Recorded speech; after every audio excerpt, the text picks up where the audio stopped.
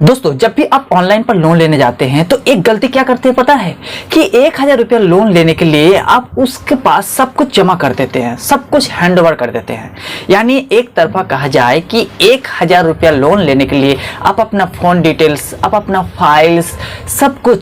कुछ उसके हवाले कर देते हैं, क्योंकि ऐसे परमिशन बिना आप इसे जब तक अलाउ नहीं करेंगे तब तक आपको 1,000, 2,000, 5,000 रुपया जो लोन देने वाले हैं कंपनी है वो आपको लोन प्रोवाइड नहीं करेगा। तो अगर मैं आपसे पूछता हूं कि अगर मैं आपको 1,000 रुपया दूंगा, आपकी फ़ोन मेरे पास रख दो, आपको मैं 1,000 रुपया दूंगा, आपकी सारा कंटेंट जो डिटेल्स है आपके पास सब मेरे पास रख दो, आपकी फाइल में जो कुछ भी है वो मेरे पास रख दो, तो क्या आप रखेंगे? नहीं रखेंगे ना, आप मुंह उठा के वहाँ से चले आएंगे, क्योंकि आपको पता है कि ये सारी चीज़ जो है नहीं देना चाहिए, फिर भी आप दे देते हैं। तो ऐसे में क्या करना चाहिए? ऐसे में आप सोचते हैं कि भाई मैं 1,000 रुपया लोन के लिए जो ऑनलाइन में जो प्रोसेस हम पूरा करते हैं, उस ऑनलाइन प्रोसेस को पूरा करने के लिए आप सोचते हैं कुछ नहीं होगा, तो बाद में होता है प्रॉब्लम क्या है कि जब भी आप मान लीजिए 1,000 रुपया कोई भी लोन ऐप जो कंपनी होता है वो अगर आपको 2,000 रुपये लोन प्रोवाइड करता है तो उसके बाद धीरे धीरे उसका जो अमाउंट है बढ़ाता का मतलब अगर आपने 2,000 रुपया कंप्लीट कर दिया तो 2,500 आता है, 2,500 के ऑफर मिलता है, 2,500 कंप्लीट कर दिया तो 4,000, 5,000, जो भी जिस तरह उसका स्केल है उसी तरह आपकी लोन की अमाउंट को बढ़ाया जाता है और आप लेते जाते हैं, उसको भरते जाते हैं। और किसी भी कारण अगर आपके जो लोन अमाउंट है, लोन EMI है, ड्यू हो जाता है तो आपके साथ पता है किस तरह बिहेव किया जाता है। जैसे मैं आपको बात कर रहा हूं कि क्रेडिट बी से एक बंदा ने लोन लिया और उस लोन की जो EMI है 6 महीने का था। 6 महीने के लोन की EMI में 1 महीने माने 3 महीने देने के बाद चौथा महीने में उसका लोन EMI जो है ड्यू हो चुका था। तो इतना परेशान किया गया तो उस महीने लोन तो दे नहीं पाया। तो जितना दिन उसका लोन EMI ड्यू चल रहा था उतना दिन 20,000 रुपया लोन की जो टोटल अमाउंट था उसमें 249 रुपया की हर दिन एक्स्ट्रा चार्जेस लगाया जा रहा था। अब बताओ आप लोन किस लिए लेते हैं? जब आपकी बुरी हालत है, आपकी कहीं से भी पैसा अरेंजमेंट नहीं हो रहा है, आप कोई उधार देने में मना कर रहा है,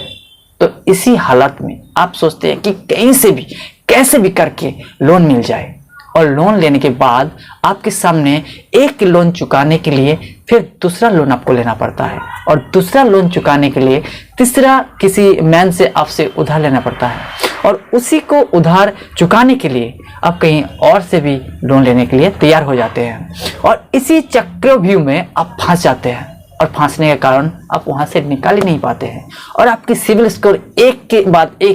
बाद एक गिरा ही देता है।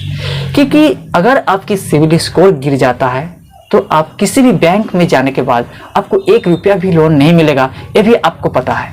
फिर भी हम जानबूझ के आग में हाथ डाल देते हैं, पता है आग में हाथ जला देगा, लेकिन क्या होता है कि हम इतना मजबूर हो जाते हैं कि हमें लोन लेना ही पड़ता है। तो दोस्तों, अगर मैं आपको कुछ ऐसे सॉल्यूशन बताने वाला हूं, इस वीडियो को पूरा देखिएगा। पूरा देखने के बाद कुछ ऐसे सॉल्यूशन आपको मिल जाएगा कि आप लोन तो लिए हैं, अब लोन ले चुके हैं, फंस चुके हैं, अब क्या किया जाए, आपका सिविल स्कोर भी गिर गया है। तो ऐसे में आपका जो मेन प्रॉब्लम होती है कि जहां से आपने लोन लिया है उसी लोन की EMI को पूरा करना है, लेकिन आप पूरा नहीं कर पाते हैं, किसी भी तरह आप अरेंजमेंट नहीं कर पाते हैं, लेकिन आपको परेशान किया जा रहा है और उस परेशानी को देखते हुए आप इतना परेशान हो गया है कि आप किसी को बताने के लायक नहीं है, आपको कुछ अच्छा नहीं लग रहा है। तो दोस्तों, यहाँ पे मैं बताऊंगा कि अगर आप इसी तरह परेशान हो रहा है तो आपको मैं ऐसे टिप्स देने वाला हूं जहां से आपको कुछ ऐसे राहत मिल जाएगा कि सही बात बोला है भाई। अगर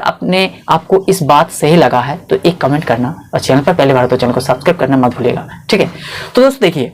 जब भी आप लोन लेंगे ना, लोन लेने के बाद आपके पास जो है लोन EMI भरने के लिए अवेलेबल पैसा नहीं है,